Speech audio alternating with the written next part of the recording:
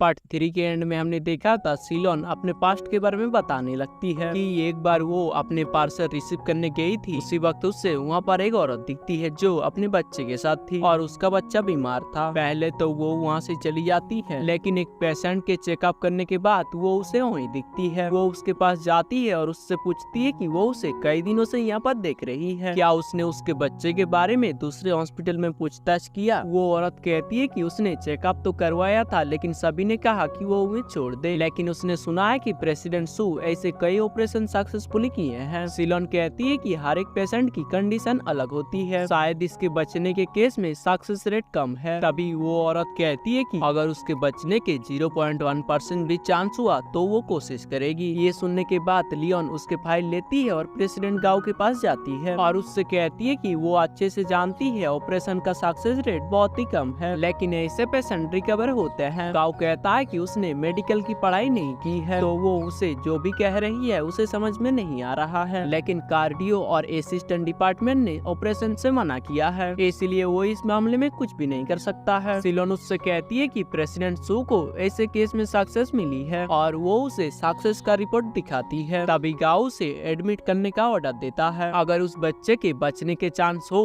तो वो सू से बात कर लेगा। उसके बाद हम देखते हैं डॉक्टर हुआंग सिलोन को डांटता है और कहता है कि वो पेडिट्रिशियन है, तो वो सर्जरी के केस में क्यों इन्वॉल्व हुई, और उसके बारे में वो बात करने के लिए सीधा गांव के पास चली गई। दूसरे हॉस्पिटल में भी ये केस नहीं लिया, कार्डियो डिपार्टमेंट में भी उसके लिए परमिशन नहीं दिया, तो उसे इस केस में पढ़ना ही नहीं चाहिए था। उसके बाद वो ऑपरेशन रूम की तरफ जाकर देखती है कि प्रेसिडेंट सू का ऑपरेशन फेल हो चुका था। तभी डॉक्टर हियोंग सिलोन को डाइवान विलेज भेज देता है। उसके बाद हम प्रेजेंट का सीन देखते हैं जिसमें वो प्लेट धो रही थी। जाओ उसके पास जाता है और उससे पूछता है कि क्या उसे उस दिन दखल देने का आज भी पछतावा है। सिलोन हाँ कहती है। तभी जाओ उसे दिलासा देता है कि उस औरत की मदद के लिए किसी को न किसी को तो आगे आना ही होता, और वो उसके मदद के लिए गई, इसलिए उसने उसे उसी दिन थैंक यू कहा होगा। सिलोन कहती है कि क्या उसे अच्छा लगेगा इसीलिए वो ऐसा कह रहा है, लेकिन सच्चाई को कोई नहीं बदल सकता है। उसके बाद सिलोन उसे अच्छे से बर्तन धोने के लिए कहती है, और अगर उसे उस डरावने रूम में नहीं सोना है तो कल रात उसने उससे जो वादा किया था वो याद रखे। उसके बाद वो अपने बर्तन को धोकर अपना वादा पूरा करने के लिए चला जाता है, जिसमें सिलोन उससे एक वीडियो बनवाती है और उससे बुलवाती है कि वो आज से नकली मेडिसिनल वाइन नहीं बेचेगा। अगर उसने ऐसा किया तो वो ये वीडियो सोशल मीडिया पर अपलोड कर देगी और पुलिस को भी इन्फॉर्म कर देगी। वीडियो रिकॉर्ड करने के बाद वो उसे एक अच्छा सा जॉब करने को कहती है और वहाँ से चली जाती है। रात को सिलोन चुपके से वाइन पीने के लिए आती है। तभी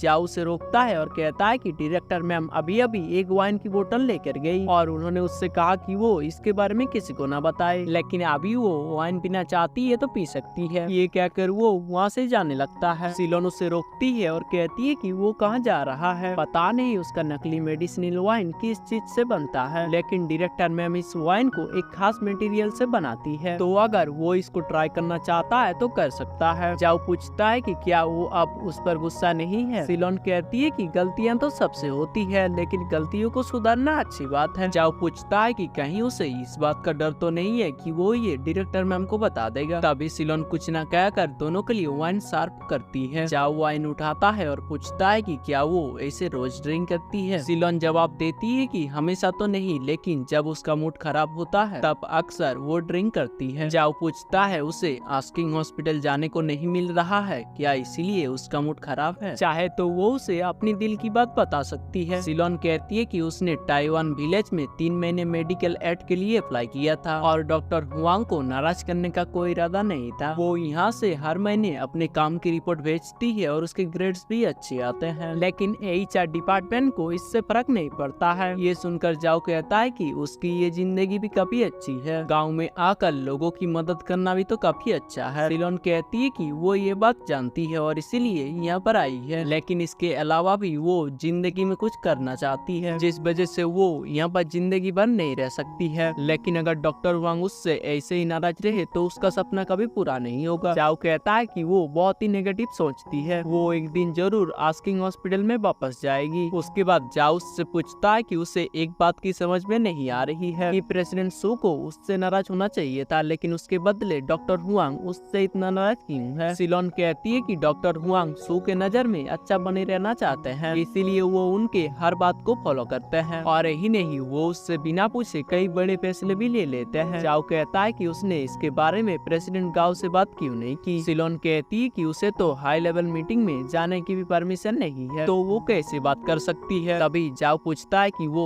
आस्किंग हॉस्पिटल छोड़कर दूसरे हॉस्पिटल में जॉब करने का ट्राई क्यों नहीं करती है। सिलोन कहती है कि आस्किंग हॉस्पिटल का फ्यूचर अच्छा है, 3 साल वहाँ काम करने के बाद घर खरीदने के लिए उसे इंटरेस्ट फ्री होम लोन भी मिल सकता है। जब वो 10 साल की थी तब से उसका सपना था कि उसके पास खुद का एक घर हो, इसीलिए वो आस्किंग हॉस्पिटल नहीं छोड़ सकती है। उसके बाद वो दोनों आपस में बहुत सारी बातें करते करते ड्रिंक करने लगते हैं। ड्रिंक खत्म होने के बाद सिलोन उसे एक रूम में ले जाती है। तभी उसे उसके मॉम का वॉइस मैसेज आता है कि उसका फोन क्यों नहीं लग रहा है। आज उसके डैड का डेथ एनिवर्सरी है, इसीलिए वो अभी कब्र पर जा रही है और उसे कहती है कि वो अपने बॉयफ्रेंड का फोटो कब भेजेगी। मैसेज देखकर वो अपने मॉम को कॉल करती है और कहती है कि उसका फोन खराब हो गया था। तभी उसकी मॉम गुस्से से कहती है कि अगर वो आज उसका फोन नहीं उठाती तो वो कल उसके पास चली जाती। क्या उसे पता भी है आज उसके डैड का डेथ एनिवर्सरी है। वो कब्र पर गई थी और उसने उसके लिए आशीर्वाद मांगा। सिलोन रोते रोते कहती है कि आप आशीर्वाद का क्या फायदा होगा, जब जिंदा थे तब उन्होंने उसके लिए जरा सा भी फिक्र नहीं की थी। उसकी मॉम कहती है कि वो उसके डैड को ब्लेम ना करे, उसे पता है वो वहाँ अकेली है और वो उसकी फिक्र ना करे, इसलिए उसने उससे कहा था कि उसका एक बॉयफ्रेंड है। सिलोन कहती है कि वो झूठ नहीं बोल रही थी। तभी उसकी मॉम उससे उन दोनों की एक साथ एक फोटो भेज देने को कहती है। कॉल कट करने के बाद वो सोचने लगती है कि उसने उसके मॉम से झूठ क्यों कहा, अब वो बॉयफ्रेंड कहाँ से लाएगी। तभी उसे जाओ की याद आती है और वो उसके पास जाकर चेक करने लगती है कि वो अभी भी नशे में है या नहीं। उसके बाद वो उसे चुपके से सॉरी कहकर अपने साथ एक फोटो लेती है, लेकिन पहली बार में फोटो अच्छी नहीं आती है। फिर वो दोबारा से उसे गले लगाकर एक फोटो लेती है। तभी जाओ पूरे होश में आ जाता है और इसी के साथ हमारा एपिसोड एंड होता है। आप अगर अगले पार्ट के लिए इंटरेस्टेड हो तो नीचे कमेंट कर देना। तो चलिए मिलते हैं नेक्स्ट वीडियो में।